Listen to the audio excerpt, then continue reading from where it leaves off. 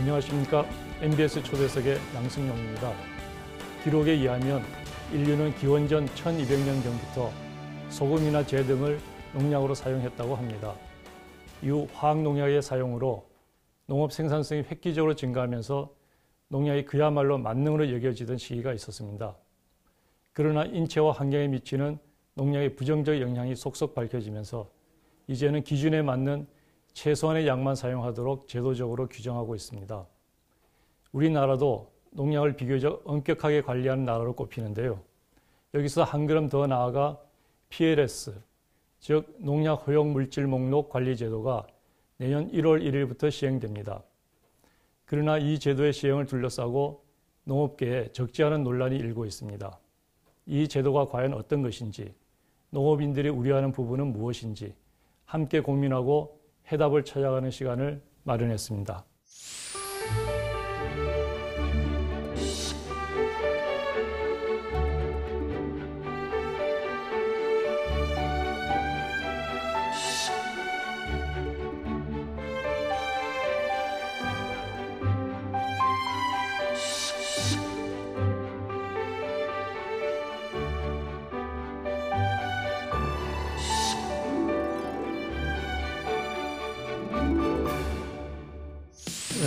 교수님 어서 오십시오. 네, 반갑습니다. 네, 시간해 주시죠.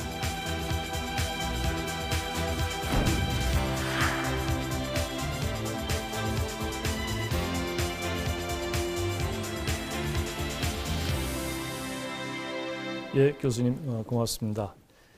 내년 1월에 PLS 제도의 시행을 앞두고 농민들의 우려가 커지고 있습니다. 네. 농사를 짓는 분들이라면 이 제도에 대해서 다양한 경로로 아마 들어보셨을 텐데요.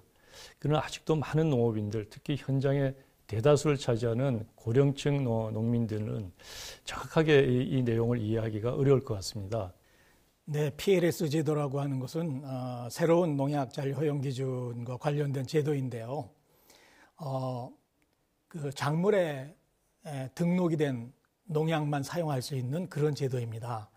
즉 등록이 되지 않은 농약이 검출되는 경우에는 일률 기준이라고 해서 0.01 ppm을 넘지 않는 선에서만 유통이 가능하고 그것이 넘으면 부적합 농산물이 되는 그러한 농약입니다. 그래서 기본적으로는 등록된 농약만 사용할 수 있는 그런 제도입니다. 이 제도에는 범칙금이 굉장히 강화되었다는 겁니다. 즉 부적합 농산물을 생산한 농민은 100만 원, 그리고 그 해당 농약을 판매한 농약 판매상은 500만 원의 범칙금을 부과받게 되는 매우 강력한 제도입니다. 기존에 비해서 굉장히 강력하게 규정이 정해진 것 같습니다. 내용을 정확하게 알고 대응을 하지 못한다면 농민들로서는 자칫 큰 피해를 입을 수 있겠습니다. 그런데 우리 농업 현장을 보면은요, 예전과 달리 농약의 종류나 살포 횟수, 사용량에 대해서 관련 규정도 꽤 엄격해지고 대부분의 농민들도 이를 성실하게 지켜나가는 것으로 알고 있습니다. 그런데 이 제도가 기존의 제도와 가장 커다란 차이점이 있다면 무엇이라고 볼 수 있습니까? 네, 우리나라 농민들이 농약 잔류량과 관련해서 굉장히 이해도가 높아진 것만은 사실입니다. 특히 국립농산물품질관리원이 1996년부터 농약 안전성 검사를 실시한 이후에는 많은 농민들이 농약 잔류 문제가 심각하다는 내용을 이해하고 있습니다. 예. 그러나 기존에 우리가 사용했던 그 농약 잔류 허용 기준 방식은 금지 물질 목록 관리 제도인데요. 예. 이 제도는 금지 물질 목록을 설정을 하고 그 금지 물질이 나오는 경우에만 부적합이 되고 금지 물질이 아닌 다른 농약이 검출되는 경우에는 여러 가지 방법으로 예를 들면은 코덱스 기준이라든지 아니면 국내에 등록된 유사 작물의 최저 기준이라든지 혹은 심지어는 외국의 기준 또는 수출국의 기준을 적용해서 최대한으로 농산물을 국내 유통시킬 수 있도록 해주었던 그런 제도입니다. 예. 그런데 이번에는 지금 어떤 등록되지 않은 농약이 검출되는 경우에는 모든 검출된 성분이 일률 기준에 저촉되는지 여부만 판정하기 때문에 상당히 많은 농산물들, 현재와 같이 농약을 사용한다면 많은 농산물들이 부적합 판정을 받을 우려가 크다는 거죠. 그러니까 과거에는 금지된 것 위에는 허용이 되는 우리가 흔히 얘기하는 네거티브 리스트 그렇죠. 시스템이었다가 네거티브 리스트 시스템이죠. 지금은 허용된 것만 사용할 수 있는 포지티브 그렇습니다. 리스트 시스템이다. 네. 그리고 포지티브 시스템이 아닌 아닌 것들은 그 허용 기준이 0.01 ppm으로 굉장히 많이 강화가 됐다. 이런 내용이군요. 그렇죠. 예, 그렇습니다. 그 일률 기준이라고 하는 0.01 ppm 이것이 어느 정도 양인가 하면은요. 국제 규격의 수영장에 물을 가득 채워놓고 잉크를 한 스푼 반을 집어넣은 농도 정도라고 합니다. 그래서 수치상으로만 보면은 그 먹거리에 대한 안심 정도가 굉장히 높아진 것으로 볼 수 있겠습니다. 그런데 문제는 아직도 이 잔류농약 허용 기준이 없는 농산물에 대해서는 이 농산물 아직도 상당히 많이 있을 텐데요. 이 농산물을 어떻게 해야 되겠습니까? 네, 지금 이제 농민들이 우려하는 바도 바로 이제 그런 점이 굉장히 크다고 봅니다. 그렇지만 우선 기본적으로 이 제도가 시행되게 되는 배경에는 국내 농산물도 중요하지만 수입 농산물의 비중이 이미 70%를 훨씬 넘은 이런 상황이기 때문에 그렇죠. 예. 처음에는 수입 농산물 규제를 위해서 이 제도를 도입하려고 식약처가 기획을 했던 겁니다. 예. 근데 이제 지금과 같은 이런 시행에 바로 직면하면서 여러 가지 이제 부작용들이 알려지면서 이런 문제들이 이제 나오게 됐죠. 그런데 지금 현재로 보면 등록된 잔류 허용 기준이 그렇게 충분하진 못합니다. 예. 특히 많은 작물에 농약 잔류 허용 기준이 설정되어 있지 않는 경우도 많고요. 예. 그래서 이제 이런 문제들을 정부가 내년도 시행 이전에 상당히 많이 해결하겠다고 지금 생각을 하고 있습니다. 예, 그렇군요. 말씀 중에 수입 농산물이 지금 이제 70%가 넘는다. 지금 우리 국내의 식량 자급률이 25%가 안 되기 때문에 75% 이상은 이제 어떤 나라에서든지 수입을 해서 이제 우리가 먹고 있습니다.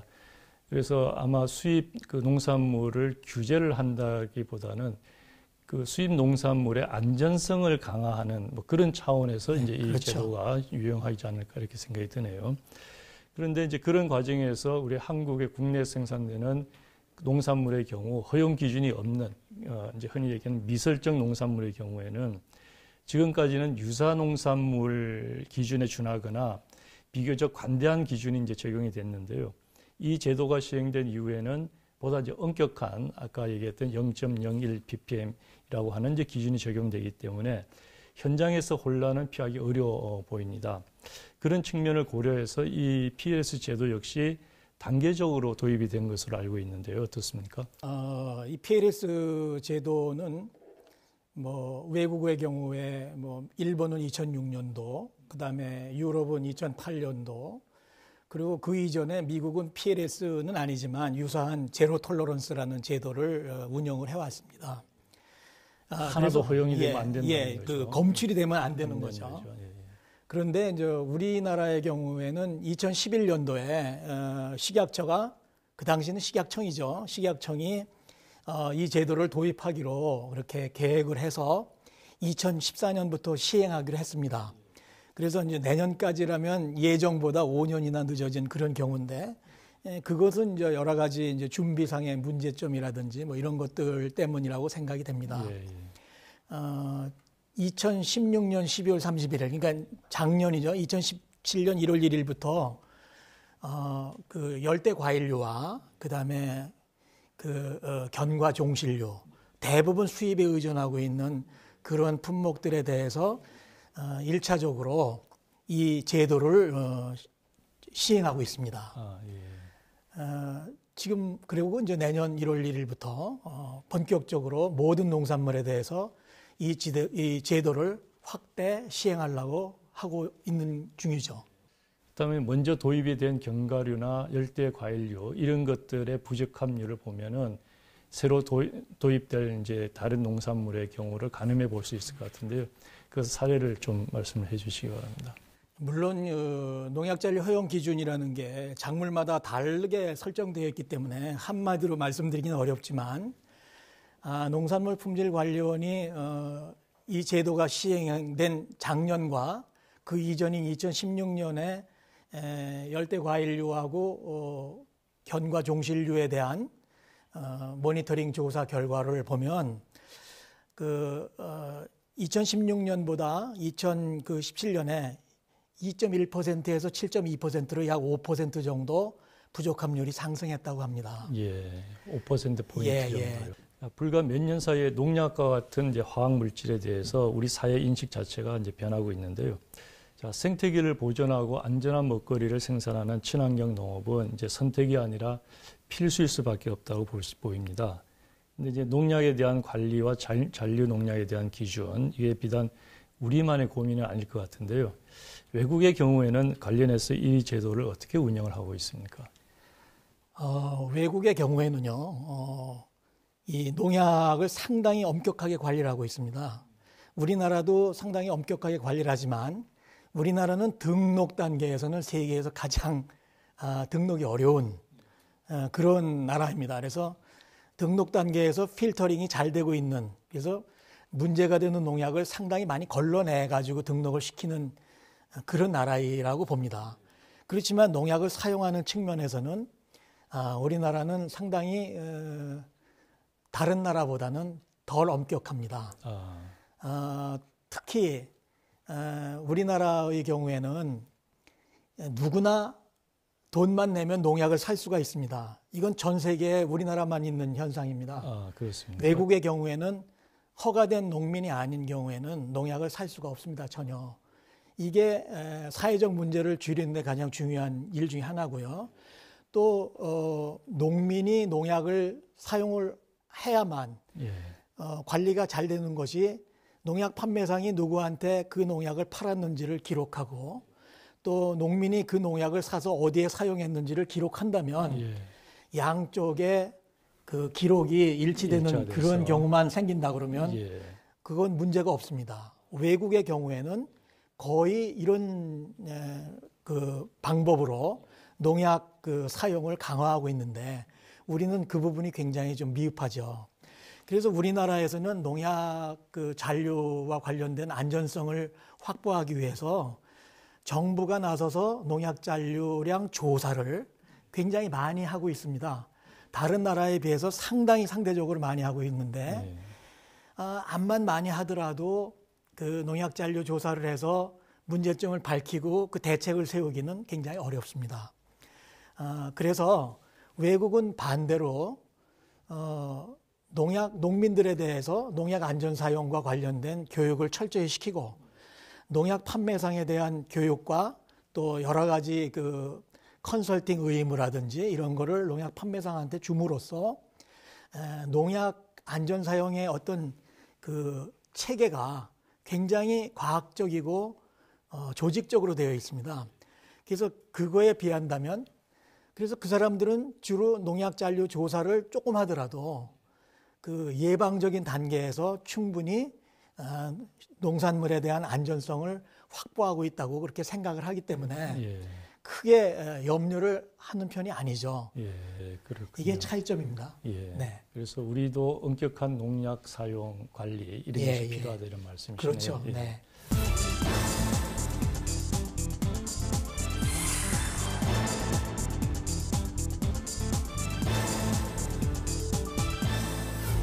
우리 PLS 제도의 개념하고 그 도입 배경, 그 당위성 이런 얘기를 이제 들어봤는데요. 안전한 먹거리를 확보한다는 그 취지에는 우리 농업인들도 충분히 공감을 하시라고 생각을 합니다. 그러나 영세 고령농이 많은 우리 농업의 현실을 볼 때 여러 가지 준비나 대책이 좀 부족하지 않느냐 이런 목소리가 있습니다. 현장의 분위기는 어떻습니까? 네, 제가 신문지상이라든지 혹은 만나본 분들 얘기를 들어봐도 우려를 하시는 분들이 많습니다. 그런데 실제로 이제 이 우려의 대부분이 이제 지금까지 이제 농약을 그 효과만 보고 사용할 수 있었습니다. 아까 말씀드린 대로 네거티브 리스크 시스템 하에서는 여러 가지 기준을 적용해서 유통을 막지 않는 그런 쪽으로 관리를 해왔는데 지금 이제 유통에 문제가 생기는 거죠. 부적합이 돼버리니까. 그래서 농민들께서는 굉장히 우려를 하시고 또 한 가지는 등록된 농약의 개수가 굉장히 적다. 이제 그게 이제 우려의 대상입니다. 그 다음에 이제 몇 가지 또 우려하시는 부분들이 항공방제나 혹은 그 인근에 살포된 농약이 내 농작물에서 나오는 경우에는 소위 비의도적인 그 잔류가 되겠죠. 그런 경우에는 어떻게 할 거냐.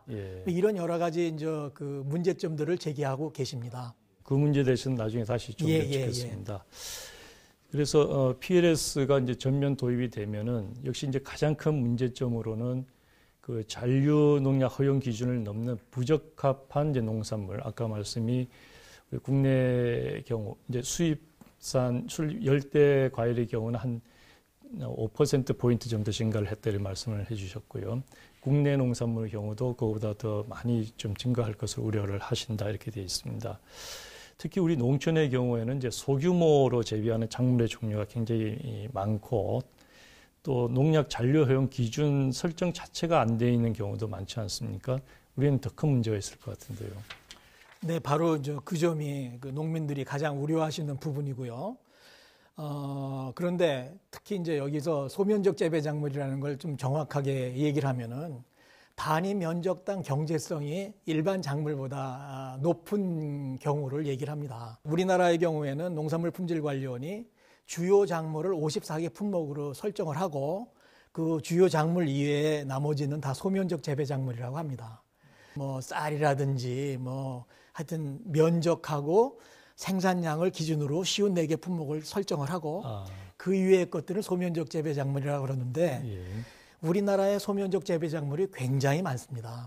특히 지금도 1년에 그 새로운 작물이 상당히 많이 도입이 되는 걸로 알고 있어요. 그래서 이제 그런 것들 모두에 대해서 농약 잔류 허용 기준을 설정하기는 굉장히 어렵습니다. 그래서 이제 이게 그 태부족이다. 서용된 것이 태부족이다. 이런 상황에서 어떻게 하느냐. 그런 얘기가 이제 나오게 되는 거죠. 예, 그렇군요. 허용 기준이 적용되는 이제 농약이 부족하다 그렇죠. 이런 얘기인 거죠. 그래서 그런 작물의 경우에는 일률 기준 0.01 ppm을 적용을 시켜야 된다 이런 얘기고요. 그렇죠. 네. 현재는 이 제도가 시행이 되면 0.01 ppm에 넘으면 안 되는 거죠. 0.01 ppm이라면 거의 무농약 또는 저농약 수준 이렇게 볼 수 있습니까? 예. 예를 들어서 일부 그 농약 성분 같은 경우는 그 최저 검출 한계가 0.01 ppm일 수도 있어요. 물론 요즘에는 기술이 좋아져서 그보다 100배 이상 더 적은 양도 검출이 가능하지만 잘 안 되는 것들은 0.01 ppm 수준까지밖에 안 되는 경우도 있습니다. 그러니까 굉장히 낮은 수준이죠. 그건 어떻게 얘기하면 그 정도 이하라면은 거의 문제가 없다. 현재의 과학적인 수준을 가지고는 전혀 어떤 인체 해로운 문제는 가져올 수 없다 하는 그러한 수준이라고 보면 됩니다. 식품 안전의 측면에서는 그렇고 생산자 입장에서는 이제 굉장히 고통스러운 이런 문제들, 이게 심각한 문제이기 굉장히 어렵죠. 그러네요. 조금 이제 복잡한 문제를 얘기를 해야 될 것 같은데요. 이제 제도가 시행되기 전에 이제 재배를 했던 작물이라도 내년 1월 1일 이후에는 이제 유통을 하게 되는 경우에 새로운 제도에 적용을 받게 될 텐데요. 이제 예를 들면 인삼과 같은 다년생 작물, 또 해를 넘겨서 유통이 되는 건조 농산물 이런 네. 경우에는 어떻게 되는지 염려가 되네요. 네, 이제 그게 한번 쟁점이 됐었습니다. 특히 인삼은 인삼협회에서도 강력히 그런 문제를 요구를 했던 적이 있고 해서 정부가 이미 인삼의 경우에는 내년도, 그러니까 이전 금년도까지 이제 포장에 심게 된 그런 작물 인삼에 대해서는 기존의 기준을 적용하는 그런 거로다가 이제 일단 결정을 받고요. 예, 경과 조치를 경과 조치를 하는 거죠. 그다음에 지금 해를 넘길 수 있는 이제 건조 식품들인데 뭐 여러 가지가 많겠지만은 뭐 참깨라든지 뭐 고춧가루 뭐 이런 게 이제 거의 해당될 텐데 그런 것들에 대해서는 아직 어떤 기준은 없지만 제가 생각하건대 그거 역시 일종의 경과 조치를 들어서 생산 연도가 확인이 되면 그 생산 연도의 기준을 적용해 가지고 그런 뭐라 그럴까요? 조금 융통성 있는 관리를 했으면 좋겠다 그런 생각입니다. 그게 합리적으로 네. 그러면 크게 문제가 없지 않을까. 예, 알겠습니다. 자, 그리고 이제 아까 말씀하셨던 그 항공 방제, 헬기나 드론을 이용한 항공 방제가 이제 최근에 많이 늘고 있는데요. 만약 이 항공 방제를 통한 농약이 이제 인근 농가, 주변 농가에 유입이 되면은 뜻하지 않은 피해를 볼 수 있을 텐데요. 네. 이런 문제는 어떻게 대처를 해야 됩니까? 이제 농민들께서 특히 뭐 지금 항공 방제는 제선충이라든지 그다음에 밤나무 방제, 그다음에 이제 논은 또 대부분이 이제 논 지역이기 때문에 크게 그 염려는 없을 수 있습니다만 이런 항공 방제를 많이 합니다. 근데 이제 대개 그런 산간 지역에도 뭐 잘 아시다시피 고냉지 배추라든지 뭐 이런 채소 작물을 이제 심을 수 있는 신선한 거를 요구하는 온도를 요구하는 그러한 채소 작물들을 심게 된 경우가 많아서 많은 농민들이 이제 걱정을 하시죠. 예. 그래서 이제 현재까지는 항공 방제를 하고 그게 얼마만한 거리가 떨어져 있을 때 얼마만큼 잔류가 되는지 이런 걸 조사한 적이 별로 없습니다. 예.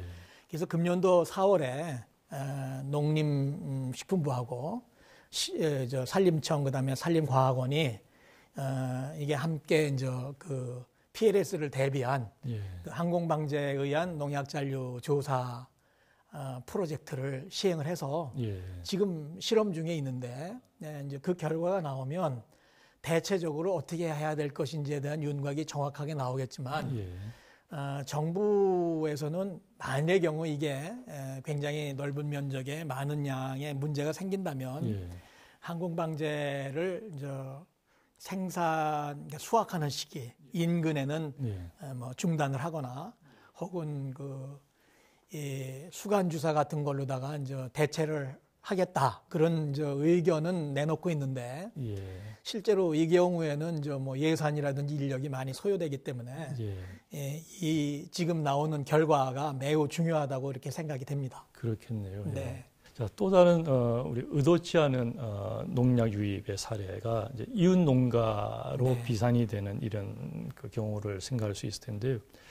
또 우리나라는 평야지대를 제외하고는 이제 많은 부분의 복합 영농을 하고 있지 않습니까? 그래서 이런 상황에서 A라고 하는 작물에 살포한 농약이 이제 이웃의 B 작물에 유입이 되면은 책임 소재를 가리기도 어렵고 자칫 이웃 간의 갈등의 소지도 될 것 같습니다. 이런 문제는 또 대처를 어떻게 하고 있는가요? 예, 그것도 이제 뭐 과수원 인근 농가라든지 이런 분들이 굉장히 우려하고 있는 거고요. 특히 이제 실제로 가로수 방제에 사용됐던 농약이 인근 옆에 있는 들깻잎에서 하우스 들깻인데도 뭐 문 열어놓고 여름에는 있으니까 들깻잎에서 검출됐던 그런 경우도 있었습니다. 물론 진흥청에서도 조사한 바에 의하면 이런 벼농사에 사용한 살충제가 들깻잎에서 검출된 경우도 있는데 지능청 조사는 뭐 지금 0.01 ppm 이하로 나왔습니다. 예. 그리고 가로수에서 문제됐던 것들도 이격거리가 조금 떨어져 있으면 뭐 크게 문제 안 되는, 검출은 되지만 이 기준을 넘어가지 않는 그런 경우로 나와서 사실 뭐 크게 염려할 수준은 아니라고 보지만 그래도 이런 것들을 좀 더 명확하게 하기 위해서는 본인이 어떤 농약을 사용했는지를 기록하는 농약 사용 기록부를 해놓는다면 나중에 충분히 좋은 자료가 되겠죠. 네, 그게 제가 볼 때는 가장 중요한 일이라고 생각이 됩니다. 예, 그렇군요.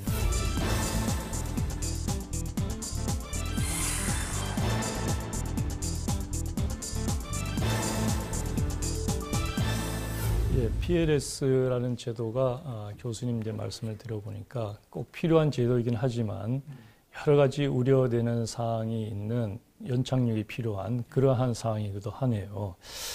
우리 농업인들이 많은 우려를 하고 있고 또 반발을 하는 데는 나름대로 이유가 있다고 생각을 합니다. 그래서 정부 관계부처가 지난 8월에 PLS 연착륙을 위해서 그간 협의한 대책을 이제 발표를 했습니다. 사실상 유예 조치라고 하는 평가도 있고 또 다른 한편에서는 뭐 별다른 것이 없다라는 평가도 있습니다. 이번에 발표된 세부 실행 내용의 주요 내용이 무엇인지 좀 설명을 부탁드리겠습니다.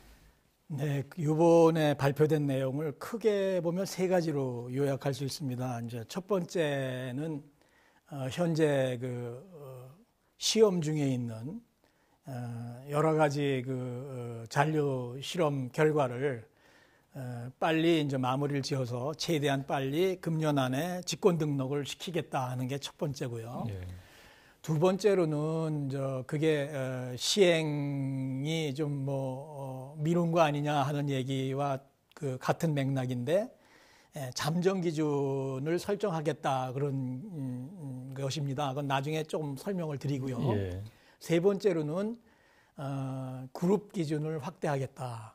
우리 그룹 기준이라고 그러는데 그룹 MRL, 예. 그러니까 농산물 그룹에 대한 농약 잔류 허용 기준을 이제 확대하겠다는 그런 의미인데요. 이 세 가지가 다 농민들한테는 굉장히 뭐라 그럴까요? 농약 사용을 할 때 좀 더 융통성을 주고 지금의 PLS 제도가 연착륙되는 과정에서 농민들에게 좀 더 많이 필요한 그런 제도라고 봅니다. 그러네요. 예. 자, 이 제도와 관련해서 이제 연착륙 방안 세 가지 정도를 압축해서 말씀해 주셨는데 하나하나 짚어보도록 하겠습니다. 먼저 현장에서 가장 큰 우려는 앞서 이제 살펴본 대로 등록 농약이 이제 부족하다는 거 아니겠습니까? 농식품부 관계자는 이제 아까 농진청을 통해서 그런 검사를 해서 그걸 한다라고 말씀하셨는데요. 그것이 모든 농산물에 다 해당될 수 있을까요? 충분하게 그것이 되겠습니까?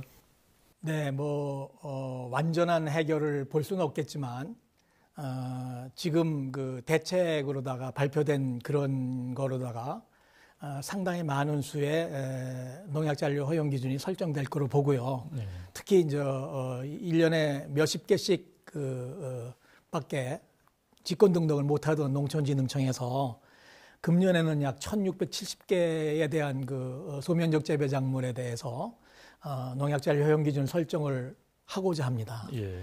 네, 그래서 사실 이게 충분하진 않지만 지속적으로 금년 아니고 내년 후년이라도 계속해서 이런 식으로 농약 잔류 허용 기준을 설정한다면 일정 기간이 지나면 상당히 많은 수의 농약 잔류 허용 기준이 만들어질 거라고 보고요. 또 외국의 경우에는 약 2만 개 정도의 농약 잔류 허용 기준이 설정되면 PLS를 운영하는데 큰 문제가 없다고 하는데 우리나라도 아마 금년에 이 기준들이 다 설정된다면 아마 15,000개 정도까지는 올라가지 않을까 그런 생각이 됩니다. 농촌진흥청이 이제 열심히 지금 준비를 하고 있는데요. 그러나 이제 여전히 시간이 좀 걸릴 것 같고요. 완비를 하는 데까지는. 그렇다면 이제 잠정 기준을 설정하는 것이 이제 중요한 문제가 되겠네요. 네. 근데 이 잠정 기준이라고 하는 거는 예.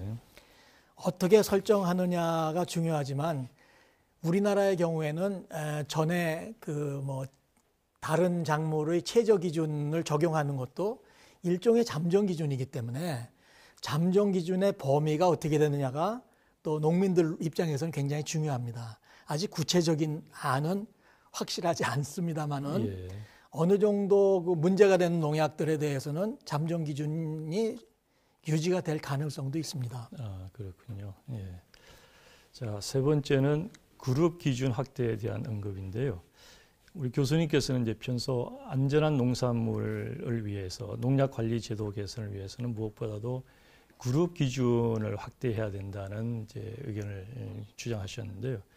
그런 부분은 이번에 충분히 개선이 되었습니까? 근데 이제 그룹 기준 확대는 좀 많이 되고 있습니다. 특히 이제 그 엽채류라든지 엽경채류 중심으로 하고 있는데 엽채류나 엽경채류가 제일 많습니다. 뭐 작물이. 그래서 이거는 엽채류나 엽경채류를 그 재배 특성이라든지 뭐 형태적인 특성에 따라서 일정한 그룹으로다가 몇 개로 나누게 됩니다. 그래서 그 각 그룹에서 대표 작물을 두 가지를 선정을 해서 거기에 농약 잔류 실험을 해가지고 거기서 나온 결과를 그 그룹 전체의 작물에 다 적용하는 겁니다. 그래서 지금은 이제 농약 잔류 허용 기준이 없는 그런 작물들은 뭐 거의 아마 이 그룹 기준으로 해서 엽채류나 엽경채류는 다 아마 적용을 받게 되지 않을까. 그래서 이제 많은 농약들이 그 농약 잔류 허용 기준이 많이 설정되는 거나 같은 결과를 가져오게 되는 거죠. 아, 그렇군요. 상당한 융통성이 발휘되는 그렇죠. 많은 그런 융통성이 것이네요. 발휘된 겁니다. 예, 잘 알겠습니다. 자, 앞서서 이제 말씀을 해주셨는데 토양에 장기적으로 잔류하는 농약이나 또는 항공 방제 등으로 인해서 이제 피해를 보는 부분, 이런 부분에 대해서도 어떤 제도적인 그 접근이 발표가 됐습니까? 그 이제 토양에 그 장기적으로 잔류되는 농약에 대해서는 물론 저 대부분의 농약은 그 살벌하더라도 후작물에 영향이 거의 없습니다.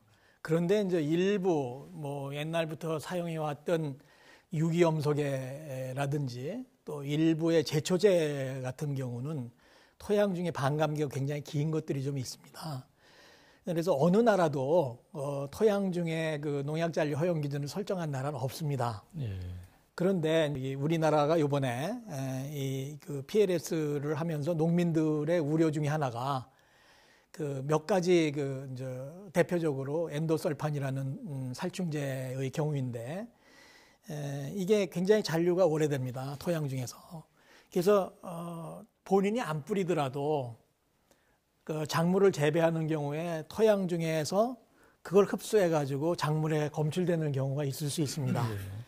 또 이 그 농약을 흡수하는 능력은 작물의 종류마다 다르기 때문에 또 어떤 건 상대적으로 많이 흡수를 해서 정말 0.01을 넘어갈 수도 있을지도 몰라요. 어떤 토양에서는. 뭐 지난번에 그 왜 살충제 토양 문제가 계란에서 나와가지고 문제됐던 적도 있지 않습니까? 뭐 그런 문제들은 얼마든지 나올 수도 있습니다. 아, 예. 그래서 아마 정부는 요번에 그 잔류가 긴 농약을 대상으로 지금 저 실험을 하고 있겠습니다만은 어떤 농약을 잔류성이 긴 농약으로 해서 토양 기준을 설정할 건지 여부를 결정을 해서 토양 기준이 설정된다면 그 토양 기준 이내로 되어 있는 토양에서 재배된 거는 사실은 이제 문제가 없겠죠. 검출이 되더라도. 그래서 아마 그런 거를 일단은 할 거라고 생각이 됩니다. 예. 그러고 뭐 이게 사실은 토양 기준 설정이라는 게 아까도 말씀드렸지만 우리나라가 뭐 처음으로 만일 한다면 세계적으로 제일 처음으로 하는 그런 일이기 때문에 외국에서 어떤 반응이 일어날지는 잘 모르지만은 농민들 입장에서는 뭐 많은 건 아닙니다. 몇 가지 농약에 대해서 이런 기준이 설정된다면 농작물을 재배하는데 상당히 많은 도움이 될 겁니다. 그 기준 이내에 농약이 있는데 작물에서 나왔다 한다면 큰 문제가 없을 거니까요. 예, 그렇군요. 예. 자, 8월에 발표된 대책에 대해서 지금 얘기를 나눠보고 있는데요. 제가 뭐 문외한 입장에서 듣더라도 이제 현장의 우려와 불안이 많이 반영이 돼서 상당히 보완이 된 그런 측면이 있어 보입니다. 그럼에도 불구하고 현장의 목소리가 이제 계속적으로 정청이 되고 반영이 돼서 보다 현실적이고 합리적인 제도가 되어야 될 것 같습니다.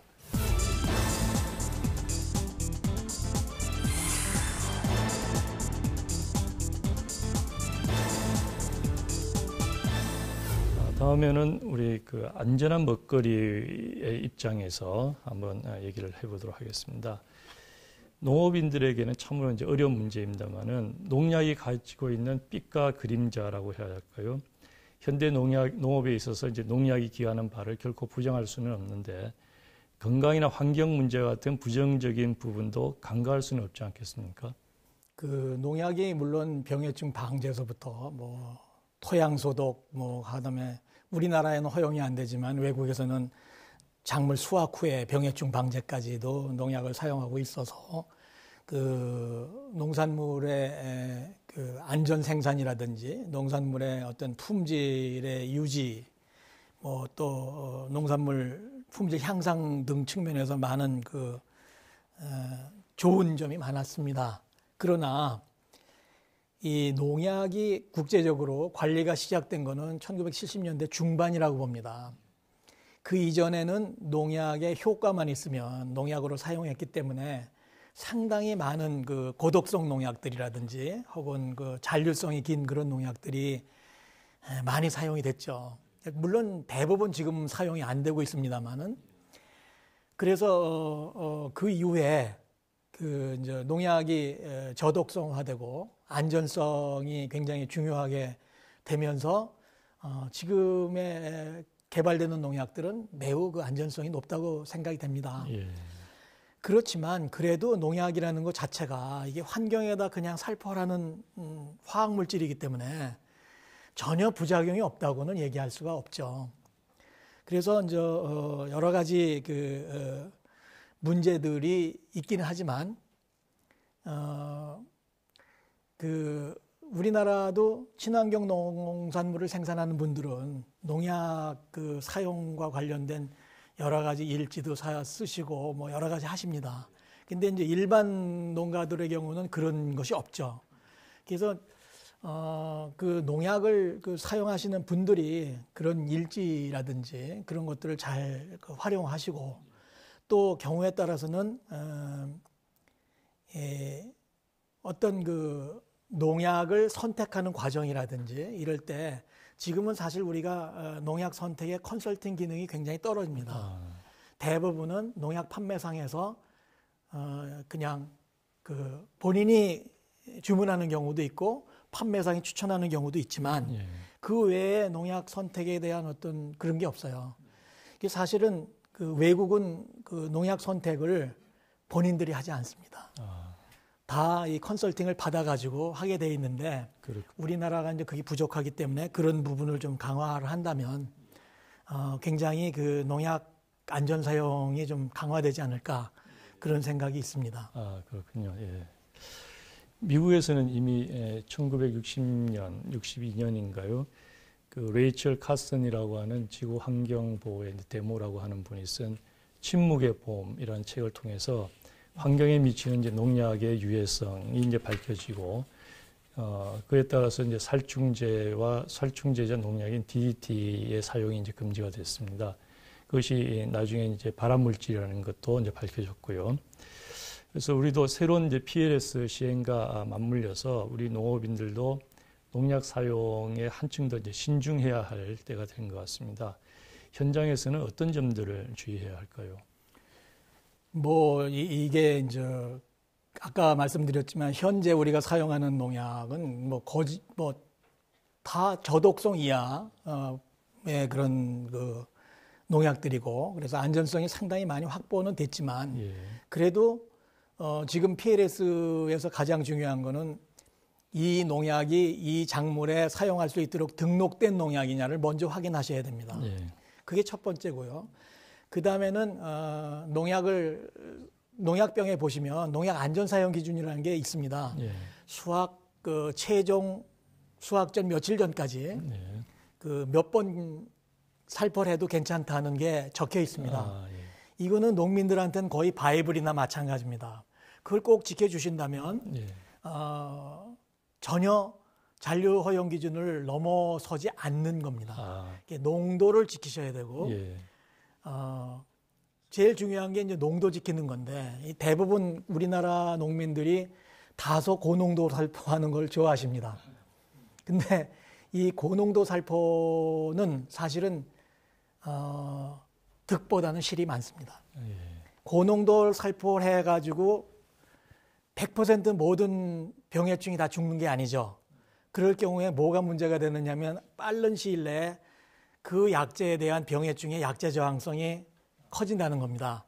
그래서 이제 농도를 지키라고 하는 거는 굉장히 오랜 시간 동안 실험을 통해서 그 농도면 충분히 그 해충을 방지할 수 있다는 결과를 가지고 그 사용량을 결정해 준 건데 거기다가 뭐 20% 30% 더 뿌리면 예. 그게 문제가 생길 수 있습니다. 그래서 그런 건 절대 금하시고요. 예.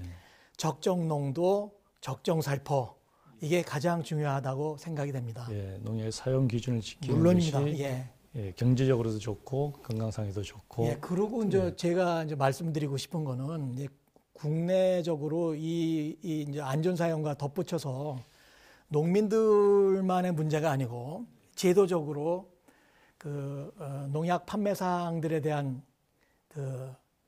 뭐라 그럴까요? 좀 의무라고 그럴까요? 그런 걸 좀 강화를 해서 농약 판매상의 수준을 좀 향상시킬 수 있도록 교육을 강화해서 예. 농약 판매상이 적절한 농약을 농민들에게 이렇게 추천해 줄 수 있는 예. 컨설팅 기능을 좀 갖출 수 있도록 하는 게 중요하다고 보고요. 그다음에 농약 판매상도 농민 개개인에 대한 개별적인 농약 판매 기록부를 작성해 놓는 게 필요하다고 생각이 됩니다. 예. 또한 아울러 정부의 경우에는 지금 농약이 이렇게 문제가 된다고 수십 년간 뭐 안전성과 관련해서 얘기가 나왔지만 농약이라든지 식품 안전과 관련된 그런 어떤 농민 교육기관이 전혀 없습니다. 아, 그렇습니까? 농민 교육을 물론 우리가 농안기에 뭐 농촌진흥청이라든지 뭐 이런 기관을 통해서 하고 있습니다만 그런 정도의 교육으로는 안 되고 예.